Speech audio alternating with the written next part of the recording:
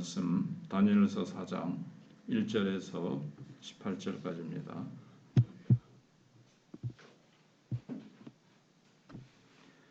느부갓네살 왕은 천하에 거주하는 모든 백성들과 나라들과 각 언어를 말하는 자들에게 조서를 내리노라. 원하노니 너희에게 큰 평강이 있을지어다. 지극히 높으신 하나님이 내게 행하신 이적과 놀라운 일을 내가 알게 하기를 즐겨하노라. 참으로 크도다 그의 이적이여, 참으로 능하도다 그의 놀라운 일이여. 그의 나라는 영원한 나라요, 그의 통치는 대대 이르리로다. 나 느부갓네살이 내 집에 편히 있으며 내 궁에서 평강할 때에 한 꿈을 꾸고 그로 말미암아 두려워하였으니 곧 내 침상에서 생각하는 것과 머릿속으로 받은 환상으로 말미암아 번민하였었노라. 이러므로 내가 명령을 내려 바벨론의 모든 지혜자들을 내 앞으로 불러다가 그 꿈의 해석을 내가 알게 하리라 하였더라. 그때에 박수와 술객과 갈대아 술사와 점쟁이가 들어왔으므로 내가 그 꿈을 그들에게 말하였으나 그들이 그 해석을 내게 알려주지 못하였느니라. 그 후에 다니엘이 내 앞에 들어왔으니 그는 내 신의 이름을 따라 벨드사살이라 이름한 자요, 그의 안에는 거룩한 신들의 영이 있는 자라.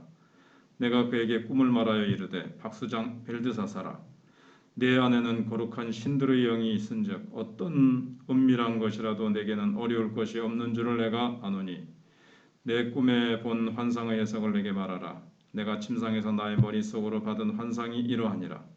내가 본즉 땅의 중앙에 한 나무가 있는 것을 보았는데 높이가 높더니 그 나무가 자라서 견고하여지고 그 높이는 하늘에 닿았으니 그 모양이 땅 끝에서도 보이겠고 그 잎사귀는 아름답고 그 열매는 많아서 만민의 먹을 것이 될 만하고 들짐승이 그 그늘에 있으며 공중에 나는 새는 그 가지에 깃들이고 육체를 가진 모든 것이 거기에서 먹을 것을 얻더라.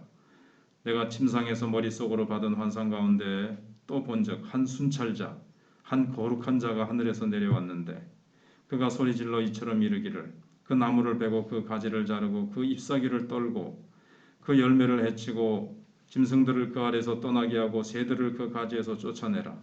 그러나 그 뿌리의 그루터기를 땅에 남겨두고 새와 노줄로 동이고 그것을 들풀 가운데에 두어라. 그것이 하늘 이슬에 젖고 땅의 풀 가운데에서 짐승과 더불어 제 몫을 얻으리라. 또 그 마음은 변하여 사람의 마음 같지 아니하고 짐승의 마음을 받아 7대를 지내리라. 이는 순찰자들의 명령대로여 거룩한 자들의 말대로이니 지극히 높으신 이가 사람의 나라를 다스리시며 자기의 뜻대로 그것을 누구에게든지 주시며 또 지극히 천한 자를 그 위에 세우시는 줄을 사람들이 알게 하려 함이라 하였느니라. 나 느부갓네살 왕이 이 꿈을 꾸었나니 너 벨드사살아, 그 해석을 밝히 말하라. 내 나라 모든 지혜자가 능히 내게 그 해석을 알게 하지 못하였으나 오직 너는 능히 하리니 이는 거룩한 신들의 영이 내 안에 있음이라. 아멘. 느부갓네살 왕이 또 꿈을 꿨습니다. 왜 이렇게 자주 꿈을 꾸는 걸까요?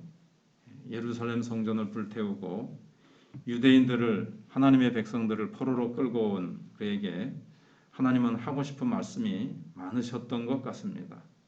느부갓네살 왕은 겉보기에는 하늘 높은 줄 모르는 절대 권력을 가진 왕처럼 보였지만 그 내면에는 누구도 알지 못하는 연약함과 두려움이 있었습니다. 사실 지금도 전쟁을 일으키는 어떤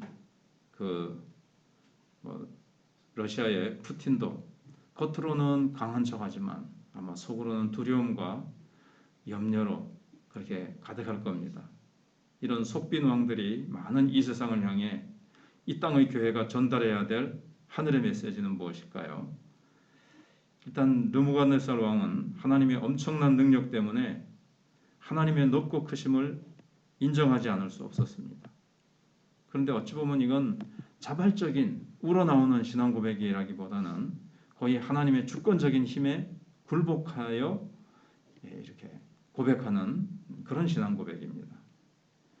그러니까 이런 왕의 고백이 한계가 얼마나 많은지 그걸 알 수 있는 대목이 있는데 다니엘을 부를 때 거룩한 신들의 영을 소유한 자다 이렇게 얘기를 합니다. 이 말은 이제 유일신 하나님, 한 분밖에 안 계신 그 하나님, 온 우주를 만드시고 다스리시고 역사를 주관하신 하나님, 그 창조주 유일하신 하나님이 아니라 여러 신들 중에 다니엘이 안에 있는 그 신들, 그렇게 이제 얘기를 하는 겁니다.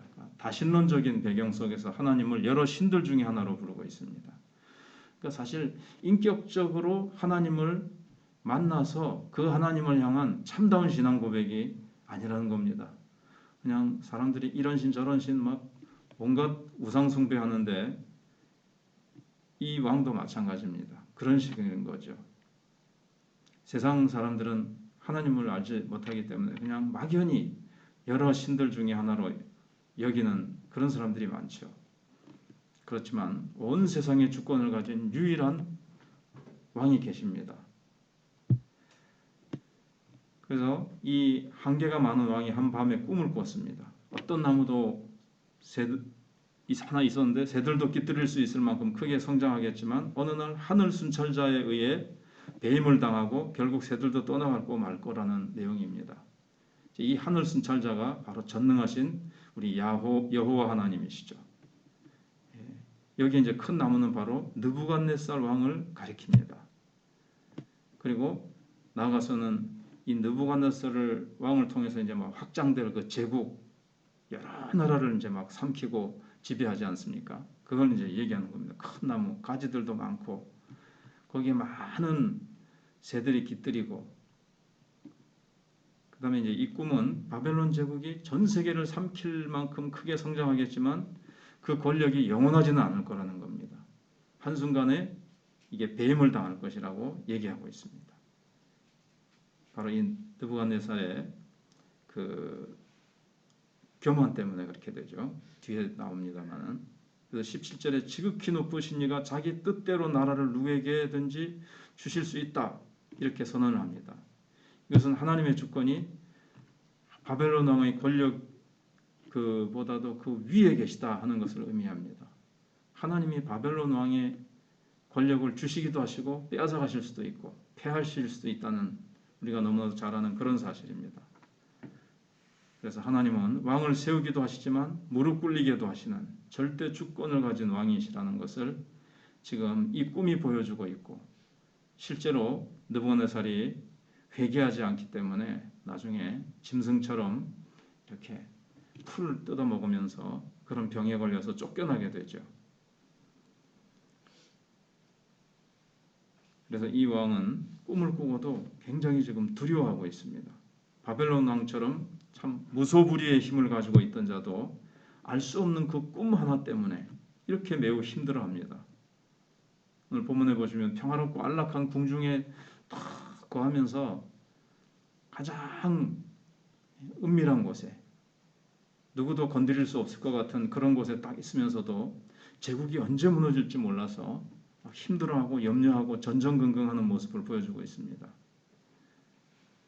이 사람은 여전히 제국의 주인이 하나님이 아니라 자기 자신이라고 이제 생각하고 있었던 겁니다. 그래서 다시 다니엘에게 도움을 요청합니다. 그러나 두려움에서 나온 요청일 뿐 하나님에 대한 어떤 신뢰에서 나오는 요청은 아닙니다. 이게 막 지금 다니엘의 오너라 그래가지고 네 속에 있는 신들은 이 내 꿈을 해석할 수 있지 않느냐 하면서 다니엘의 하나님을 이렇게 높이고 뭐 이렇게 신앙하는 것 같지만 그건 아닙니다. 두려워서 그래요. 이 꿈이 지금 뭔지. 사실은 여기 보면 다른 술사들을 먼저 지혜자들을 다 불러가지고 다 알아봤는데 아닌 거예요. 그러다가 결국 못하니까 다니엘을 마지막에 부릅니다. 왜 그랬을까? 자기가 듣고 싶은 해석을 들으려고 다른 지혜자들을 다 이렇게 불러 모았는데 자기가 원하는 해석이 안 나오는 겁니다. 그리고 풀지도 못하고요. 결국 다니엘의 하나님만이 시간의 주인이 되시고 꿈을 해석해 줄 수 있음을 사실은 앞에서 경험했었는데 다른 지혜자들 부르다가 안 되니까 다니엘을 부른 겁니다. 그래서 진정한 신앙은 심판에 대한 두려움이 아니라 망할까 봐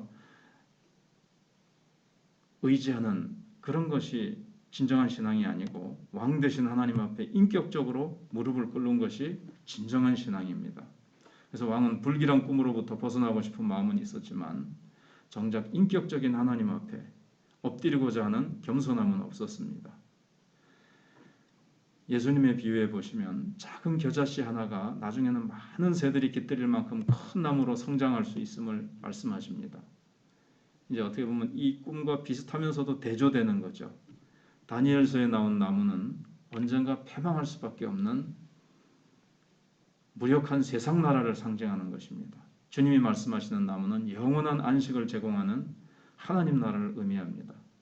그래서 교회 사명은 하나님 나라를 살면서 그 하나님의 나라의 자유와 평강과 은혜와 하늘의 축복을 풍성히 누리면서 멸망할 수밖에 없어서 두려워하고 전전긍긍하고 힘들어하는 이 세상 사람들을 향해서 막연한 신을 의지하는 그리고 이 세상에 보이는 것들을 따라서 결국 사라지고 없어지고 망할 수밖에 없는 이 세상 속에서 불안 속에 떨고 있는 사람들에게 이 나라는 결국은 사라진다는 것을, 그래서 영원한 하나님 나라가 있고 예수 그리스도로 말미암은 참된 하나님 나라의 축복을 우리가 다니엘처럼 우리는 전하며 살아야 될 것입니다. 기도하겠습니다.